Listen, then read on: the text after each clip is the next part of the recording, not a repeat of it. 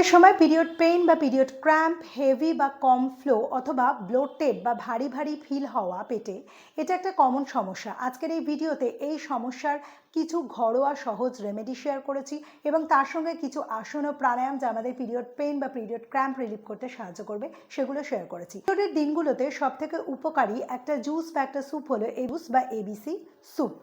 ABC বলতে এখানে আমলা, beetroot এবং ক্যারটের কথা বলা হয়েছে। বিট হিমোগ্লোবিন বাড়াতে শরীরে সাহায্য করে। আমলাতে যেহেতু ভিটামিন সি রয়েছে এবং তার সঙ্গে গাজর এই আয়রন শরীরে অ্যাবজর্ব করতে হেল্প করে।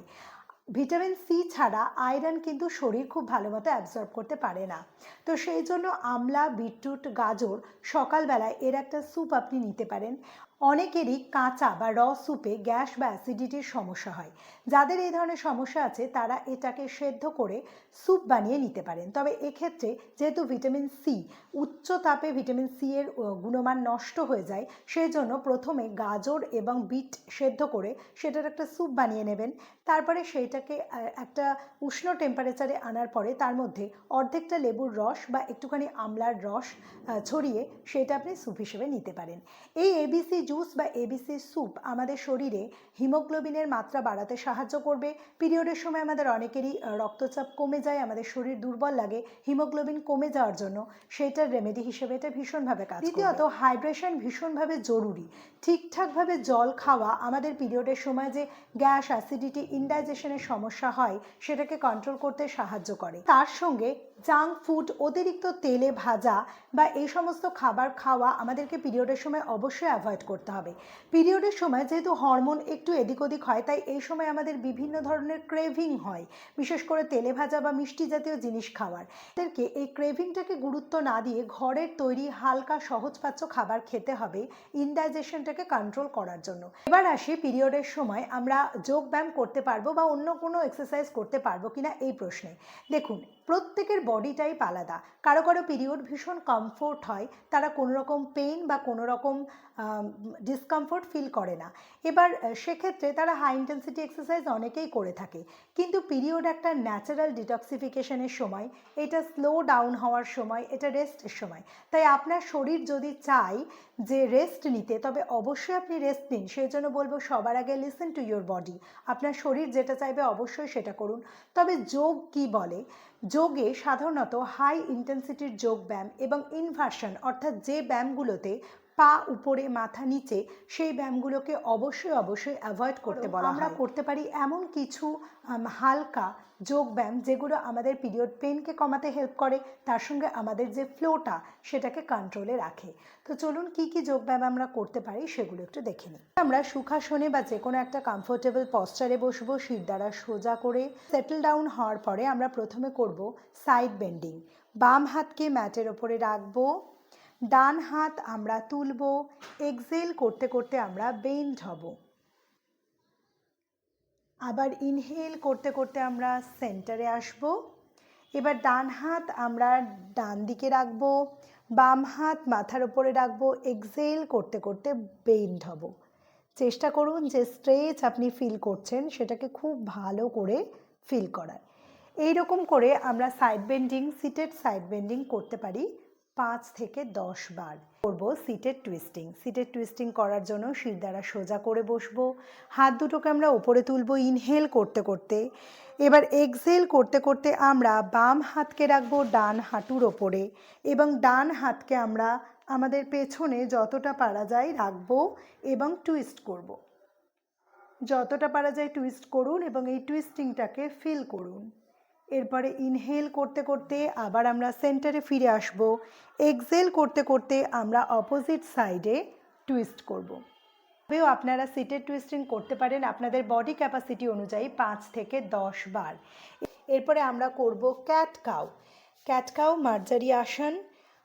ইনহেল, আমাদের পেট আমরা নিচের দিকে পুশ করব, উপরে তাকাবো। এক্সহেল, আমাদের শির দ্বারা রাউন্ড করব, থুতনি বুকের কাছাকাছি আনবো। Inhale up, exhale down. এইভাবে আমরা ধীরে ধীরে খুব স্লোলি এই ক্যাট কাউ করব 5 বার, অথবা আপনি যদি চান তাহলে 10 বারও করতে পারেন। নেক্সট আমরা টেবিল টপ পজিশন থেকে আবার ফিরে যাব বজ্রাসনে। বজ্রাসনে ফিরে যাওয়ার পর আমরা করব বদ্ধ কোণাসন। বদ্ধ কোণাসন করার জন্য আমরা পা দুটোকে লম্বা করব, ডান পা ভাঁজ করব, ডান দিকে ড্রপ করব, বাম পা ভাঁজ করব এবং বাম দিকে ড্রপ করব।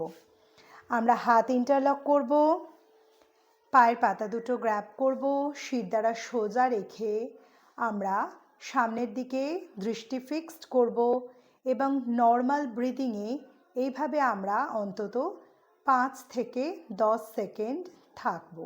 পরে আমরা ধীরে ধীরে ইনহেল করতে করতে হাত দুটো ওপরে তুলব, এক্সহেল করতে করতে আমরা নিচু হব, যতটা পারবো আমাদের কমফোর্ট পজিশন ততটা অবধি নিয়ে যাব।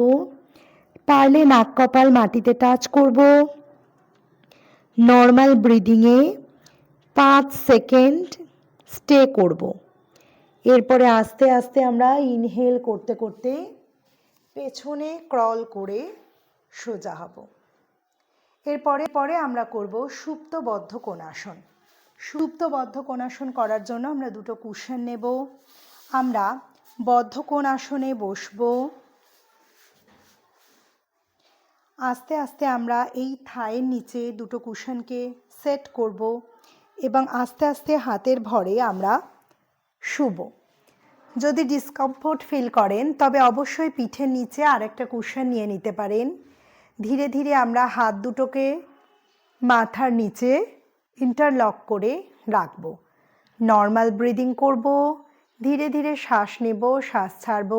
10 সেকেন্ড এই পশ্চারে আমরা হোল্ড করব। পিরিয়ড পেইন রিলিফ করার জন্য ভীষণভাবে উপযোগী বিভিন্ন ব্রিদিং এক্সারসাইজ বা প্রাণায়াম। তাই পিরিয়ডের সময় অবশ্যই করুন ডায়াফ্রাগম্যাটিক বা অ্যাবডোমিনাল ব্রিদিং। অ্যাবডোমিনাল ব্রিদিংয়ের ভিডিও অলরেডি আমি শেয়ার করেছি। এই বাম হাত আমরা নেব জ্ঞান মুদ্রা, বাম হাঁটুর ওপরে, ডান হাত রাখবো পেটের ওপরে, নাভির ওপরে এবং আমরা যখন ইনহেল করব পেট বাইরের দিকে পুশ করব, এক্সহেল করব পেট ভেতরের দিকে পুল করব।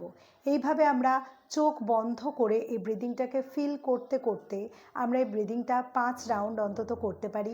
এছাড়া আমরা করতে পারি ভ্রামরী প্রাণায়াম। ভ্রামরী প্রাণায়াম করার জন্য আমাদেরকে নিতে হবে ষণ্মুখী মুদ্রা। তার দুটো থাম্ব দিয়ে আমরা কান বন্ধ করব, ইন্ডেক্স ফিঙ্গার ভুরুর ওপরে, মিডল ফিঙ্গার ঠিক চোখের নিচে, আমাদের রিং ফিঙ্গার থাকবে নাকের নিচে, নাক বন্ধ করা চলবে না, এবং লাস্টের ফিঙ্গার থাকবে আমাদের ঠোঁটের দুই পাশে। এবং আমরা একবার ইনহেল করব এবং সাউন্ডের মাধ্যমে আমরা এক্সহেল করব। এইভাবে আমরা ভ্রামরী প্রাণায়াম অন্তত 5 রাউন্ড করব। এইভাবে আপনারা যদি এই ডায়েটারি টিপস এবং তার সঙ্গে এই আসনগুলো প্র্যাকটিস করেন তবে পিরিয়ডের দিনগুলোতে অসহ্য যে কষ্ট, সেই কষ্ট থেকে অনেকটা রেহাই মিলবে। নমঃ শিবায়।